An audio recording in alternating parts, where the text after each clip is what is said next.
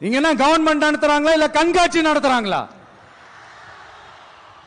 இந்த 21ஆம் நூற்றாண்டிலே மக்களை பத்தி எதுவுமே யோசிக்கிறது இல்ல.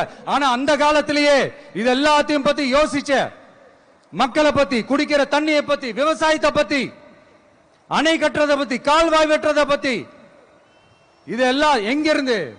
பவானியிலிருந்து நொய்யலாறு வரைக்கும் கால்வாய் வெட்டி இதெல்லாத்தையும் பத்தி யோசிச்ச காளிங்கராயன் அவர்களுக்கு கோடி கும்பிடு போட்டாலும் பார்த்தாதுங்க.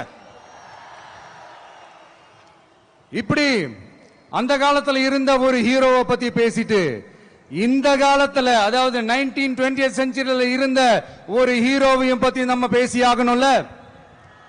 ஒருத்தர் இலகிய மனம் கொண்ட ஹீரோனா, இன்னொருத்தர் இரும்பு மாதிரி அயன்மேன் தான். எஸ், நம்ம ஈரோடு கடப்பாறை தான்.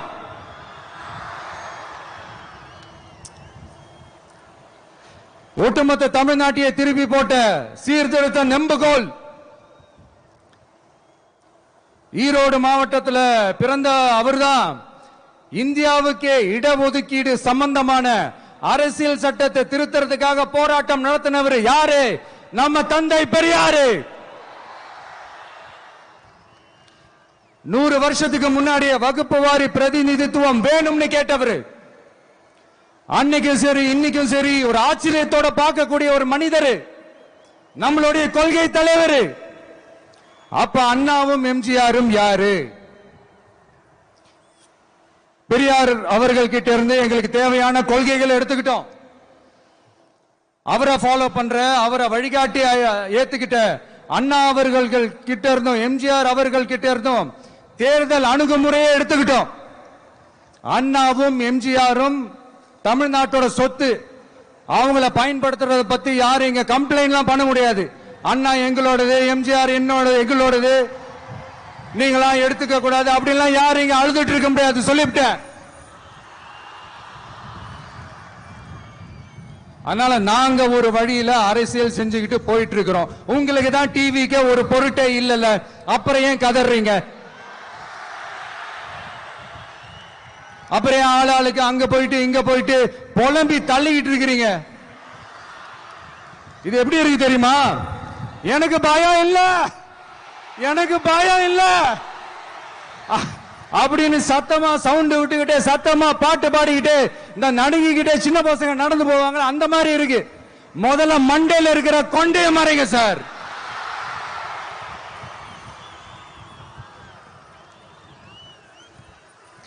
சும்மா மாறு வேஷத்துல மறு வச்சுக்கிட்டு மீடியா ஆளு, ரேடியோ ஆளுன்னு இவங்க ஆளுங்களே மாத்தி மாத்தி அனுப்பிக்கிட்டு, இதெல்லாம் என்ன மக்களுக்கு தெரியாதுன்னு நினைச்சிட்டு இருக்கீங்களா? மக்கள் எல்லாத்தையும் உன்னிப்பா கவனிச்சிட்டு இருக்காங்க. அதனாலதான் சொல்றேன், உங்களுக்கு நீங்க கொள்ளையடிச்சு வச்சிருக்கிற காசு தான் துணை. ஆனா எனக்கு என் மேல எல்லையில்லா பாசம் வச்சிருக்கிற இந்த மாசு தான் துணை.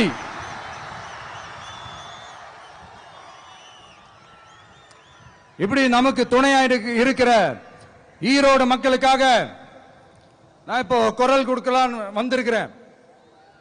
சரி, இப்ப விஷயத்துக்கு வருவோம். பெரியார் அவர்கள் கிட்ட இருந்த அந்த செல்வாக்கையும் அந்த பதவிகளையும் அந்த பவரையும் வச்சுக்கிட்டு அவர் என்ன சொன்னார் தெரியுமா? இவ்வளவு செல்வாக்கு, இவ்வளவு பதவிகள், இவ்வளவு பவர் இருந்தோம் நான் ஒரு 5 பைசா காசு சம்பாதிச்சிருப்பேனா? எனக்கோ இல்ல என் குடும்பத்துக்கோ பட்டங்கள் வேணும், பதவி வேணும் ஏதாவது கேட்டிருப்பேனா? இல்ல ஏதாவது லாபம் பார்த்திருப்பேனா? இல்ல எதுக்காவது ஆசைப்பட்டிருப்பேனா? ஆனா அவர் பேரை சொல்லிக்கிட்டு, அவருடைய கொள்கையை ஃபாலோ பண்றதா சொல்லிக்கிட்டு இப்ப ஆட்சியில இருக்கிறவங்க என்னெல்லாம் செய்யறாங்கன்னு.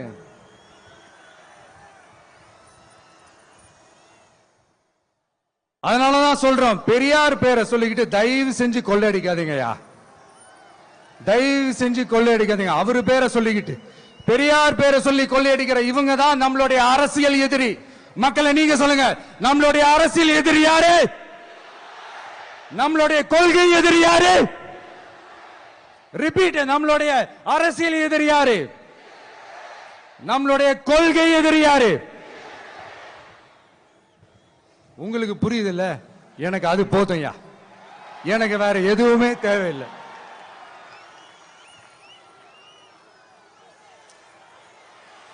அதனாலதான்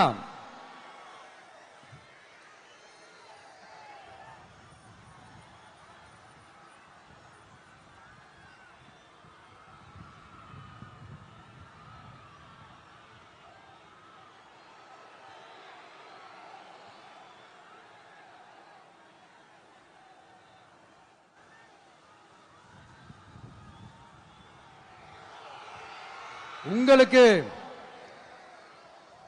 நம்மளை பத்தி நம்ம அரசியலோட நீங்க எல்லாரும் என்னோட அரசியலோட கனெக்டடா இருக்கீங்கன்றது ரொம்ப தெளிவா தெரியுது. அதனால எனக்கு அது போதும்.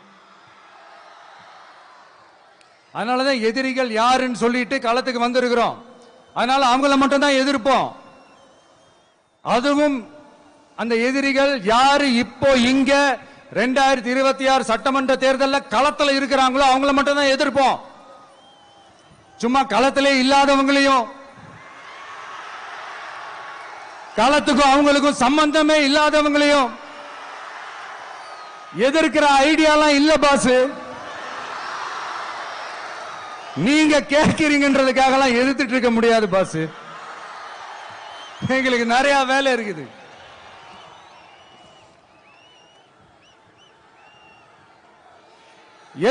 எத்தனை பொய்யான வாக்குறுதிகள். வந்த உடனே நீட்டை ரத்து செய்வோம், கல்வி கடனை ரத்து செய்வோம், கேஸ் சிலிண்டருக்கு மானியமா 100 ரூபாய் தருவோம், என்னெல்லாம் அடிச்சு விட்டுட்டு இன்னி வரைக்கும் கேட்கிறேன், இதெல்லாம் சொன்னாங்களே செஞ்சாங்களா? இவங்க எப்பவுமே இப்படிதான், சொல்றது ஒண்ணு செய்யறது ஒண்ணு. திமுகவும் பிரச்சனைகளும் ஃபெவிகால் போட்டு ஓட்டின ஃப்ரெண்ட்ஸ் மாதிரி ஒன்னில இருந்து ஒன்ன பிரிக்கவே முடியாது. இப்போ ஈரோடு பகுதியில் இருக்கிற பிரச்சனையை பத்தி பேசுவோம். பெரியார் பேரை மட்டும் சொல்லிக்கிட்டு எப்படி அவரோட கொள்கைகளுக்கு எதிராக செயல்படுறாங்களோ அப்படிதான் இந்த மஞ்சள் நகரத்தோட மஞ்சளுக்கும் ஒண்ணும் பண்ணல, மஞ்சள் விவசாயிகளுக்கும் ஒண்ணும் பண்ணல. ஆராய்ச்சி மையம், சிறப்பு மையம்னு கோடியா டெண்டர் விட்டாங்க, பேருக்கு கட்டிடத்தை கட்டினாங்க. ஆனா உலகமே போட்டி போட்டு வாங்குற மஞ்சளை மதிப்பு கூட்டி விற்பனை செய்ய, அதாவது அதோட வேல்யூ இன்க்ரீஸ் பண்ணி நம்ம விவசாயிகளுக்கும் இந்த மாவட்ட மக்களுக்கும் நன்மை செய்ய இதுவரைக்கும் என்ன செஞ்சிருக்காங்கன்னு யோசிச்சு பார்த்தா ஒரு பெரிய ஜீரோ தான். கரும்பு நெல்லுக்கு அரசாங்கம் விலை பிக்ஸ் பண்றாங்க, அதையும் ஒழுங்கா பண்றதில்ல. ஒவ்வொரு முறையும் பிரச்சனை. அங்க நெல் கொள்முதல் செய்யறதுல ஊழல். சரி, நாம கஷ்டப்பட்டு விளைய வச்சது வீணா போக கூடாதுன்னு நினைச்சு நம்ம விவசாயிகள் கேட்கிற லஞ்சத்தை கொடுத்தாலும் அதுக்கப்புறம் கூட அந்த கொள்முதல் ஒழுங்கா நடக்கிறது இல்லை. அதையும் தாண்டி ஏதோ ஒரு விலை விவசாயிகளுக்கு கிடைக்குது. அப்படியெல்லாம் இல்லாம ஒழுங்கா நேர்மையா நம்ம மஞ்சளுக்கும் நியாயமான விலை பிக்ஸ் பண்ணி தரமான விதைகளை கொடுத்தா என்ன குறைஞ்சா போயிடுவாங்க? இதெல்லாம் யோசிக்கிறதுக்கு அவங்களுக்கு நேரமே இல்ல. 24x7 அவங்களோட யோசனை என்ன தெரியுமா? இந்த விஜயை எப்படி முடக்கலாம், தமிழக வெற்றி கழகத்தை எப்படியெல்லாம் முடக்கலாம், அப்படிதான் அவங்களுடைய சிந்தனையே 24x7. எத்தனையோ வருஷத்துக்கு முன்னாடி நம்ம காளிங்கராயர் நதிகளின் இணைப்புக்கு முன்னோடியா இருந்தார். பவானி ஆத்தலவர் அதிகமான தண்ணி அணை கட்டி தேக்கி தண்ணீர் வறட்சியான பகுதிகளுக்கு அனுப்பினார். ஆனா இன்னைக்கு இவ்வளவு நவீன வசதிகள் இருந்தோம், இவ்வளவு சயின்ஸ் வளர்ச்சிகள் இருந்தோம், இவ்வளவு டெக்னாலஜி வளர்ச்சிகள் இருந்தோம், அவங்க வாக்குறுதியில் ஒண்ணு கொடுத்தாங்கல்ல, பவானி நொய்யலாறு அமராவதி 6 இணைப்பு திட்டத்துக்கு ஒரு துரும்ப கூட கிள்ளி போடல. வாக்குறுதி நம்பர் 103 சொன்னாங்களே செஞ்சாங்களா? சரி, இதாவது ஒரு பெரிய ப்ராஜெக்ட் வைங்க. ஆறுகளை சுத்தப்படுத்த பல ஆயிரம் கோடி நிதி ஒதுக்குவோம், தமிழ்நாட்டில் உள்ள ஆறுகளை சுத்தப்படுத்துவோம்னு சொன்னாங்களே செஞ்சாங்களா? ஆனா ஆத்து மணலை கொள்ளையடிக்கிறதுல மட்டும் வேலைய கரெக்டா செய்வாங்க. இதை நான் ஏன் திரும்ப திரும்ப சொல்றேன்னா, மக்களே நீங்க புரிஞ்சுக்கணும்.